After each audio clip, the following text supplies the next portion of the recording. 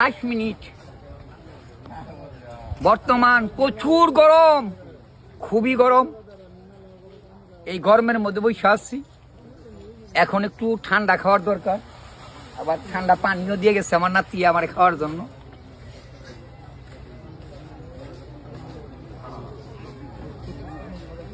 ঠান্ডা খাইতে হবে, ঠান্ডা জায়গায় থাকতে হবে, বেশি বেশি ডাব খাইতে হবে, লেবুর রস খাইতে হবে। লেবু শরবত যদি খান আপনার শরীর ঠান্ডা থাকবে। শরীরের যত্ন নিবেন এই গরমের মধ্যে। নিমের গাছের নিচে বসে আসছি, এই দেখেন নিমের গাছ। এই নিমের হাওয়া শরীরে লাগলে শরীরে কোনো কলেরা বসন্ত হয় না, শরীরে কোনো দূষিত প্রয়োজন থাকে না। আমি নিমের গাছের নিচে আসছি, আল্লাহর রহমতে আপনাদের দুয়ার।